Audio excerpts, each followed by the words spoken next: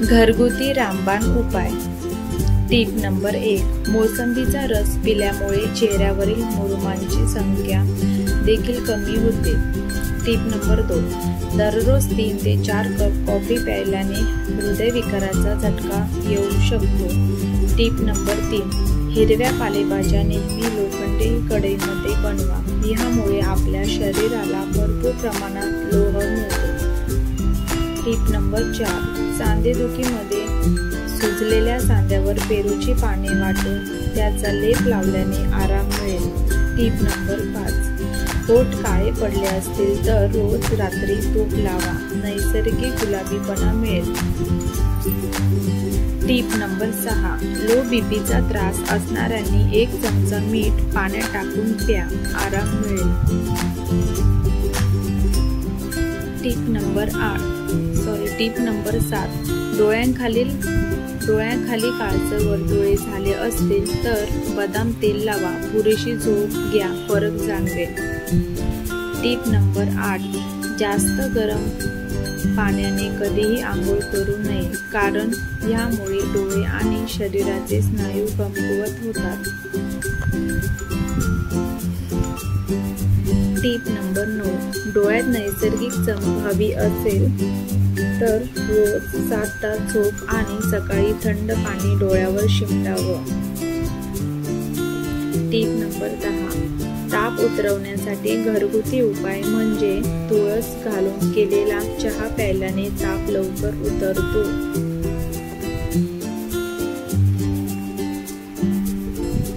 टीप number 11, सर्दी झाल्यावर शक्य तितके गरम पाणी प्यावे, याने सर्दी खोकला कमी होतो।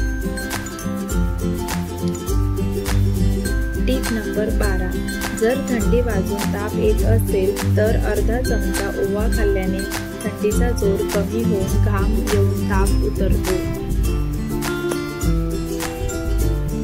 टीप नंबर 13, पनीर ताजे राहण्यासाठी पनीरला चिमूटभर साखर लावून फ्रीजमध्ये ठेवा, याने पनीर चांगले राहील। टीप नंबर 14, टाचा दुखण्याची समस्या असेल तर कोमट पाण्यात खडे मीठ टाकून 15 ते 20 मिनिटे पाय टाकून बसावे, याने टाच दुखीवर आराम मिळेल। टीप नंबर 15, डोळ्याला रांजणवाडी झाली असेल आणि मोगऱ्याचे झाड तुमच्या परिसरात उपलब्ध असेल तर त्याचे फूल स्वच्छ हाताने चुरगळून त्याचा रस अलगदपणे फोड आणि सूज आलेल्या ठिकाणी दिवसातून 3 वेळा लावा।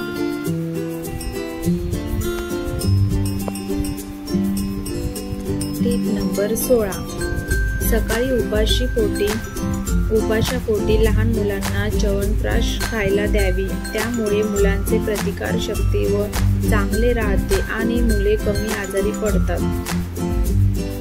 टीप नंबर 17, मोसंबीचा रस पिल्यामुळे रक्तभिसरण सुरळीत होते, तसेच शरीरातील विषारी घटक बाहेर पडतात। मोसंबीच्या रसामुळे तुमचे केस मजबूत होतात, तसेच केसांची चमक कायम टिकून राहते।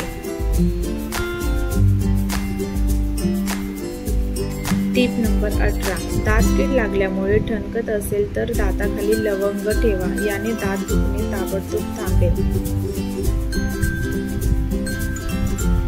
टीप नंबर 19, जेव्हा तुम्हाला ॲलर्जी असते तेव्हा तुम्हाला नेहमीच खाज सुटते, यासाठी तुम्हाला पपईच्या बिया बारीक करून त्याची पेस्ट बनवावी लागेल आणि ती प्रभावित भागावर लावावी लागेल, त्यामुळे खाज सहज बरी होईल।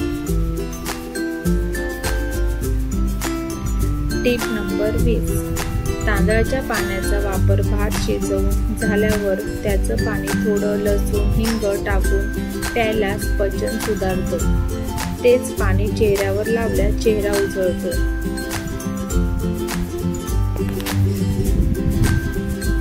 टीप नंबर 21, उष्णतेमुळे तळहाताची आग होत असेल तर हातावर खोबरेल तेल लावावे, आराम मिळेल। Tip number 22. चेहऱ्यावर ग्लो आणण्यासाठी आठवड्यातून 2 ते 3 वेळा झोपताना बदाम तेलाने चेहऱ्याची मालिश करा. याने हळूहळू चेहऱ्यावर ग्लो यायला लागेल.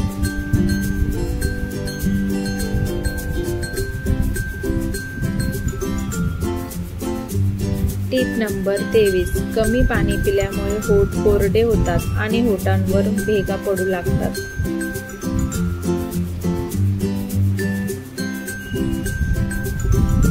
टीप नंबर 24.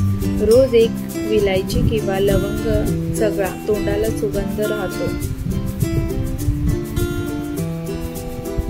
टीप नंबर 25. दिवसभरात कोणत्या ना कोणत्या स्वरूपात दालचिनीचे सेवन करा, तुम्ही आयुष्यभर निरोगी राहाल. टीप नंबर 26. मासिक पाळी वेळेवर येत नाही तर तीळ आणि गूळ खावा. टीप नंबर 27. शरीरातील पेन कमी करण्याचे काम सेंधव मीठ करते. सेंधव मिठाने सांधेदुखी, डोकेदुखी आणि मायग्रेन कमी करण्यासाठी मदत होते.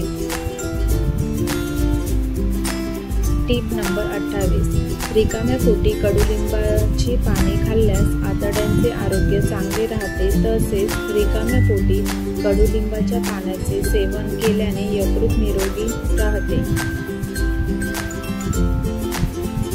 टीप नंबर 29. निरोगी राहण्यासाठी आहारातून साखर पूर्णपणे काढून टाका. तसेच मिठाचे प्रमाण कमी करा. सॅलड, दही, ताक इत्यादीमध्ये पांढऱ्या मिठाऐवजी काळे मीठ वापरा. ते खूप शरीरासाठी फायदेशीर आहे. टीप नंबर 30. रोज तीळ खावेत. 1 महिन्यात हाडे मजबूत होतात. टीप नंबर 31. पावसाळ्यात दमट हवेमुळे नमकीन फरसाण मऊ पडतो आणि त्यामुळे कोणीही खायला तयार नसते. अशा वेळी त्याचा फरसाणाचा वापर करून नमकीनचे कटलेट करावे, छान लागतात.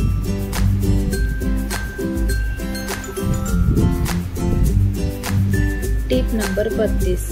लिंबू व आल्याचा रस एकत्र करून घेतल्याने वाढलेली पोटाची चरबी कमी होते.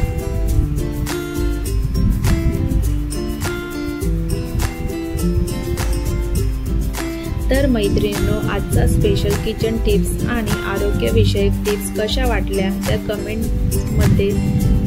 कमेंट्स करून नक्की सांगा. व्हिडिओ आवडला असेल तर लाईक करा. असेच नवनवीन व्हिडिओ किचन टिप्स पाहण्यासाठी चॅनलला सबस्क्राईब करा आणि आपल्या मित्रमैत्रिणींना शेअर करा. तर पुन्हा भेटूया अशा नवीन व्हिडिओ सोबत. तोपर्यंत धन्यवाद.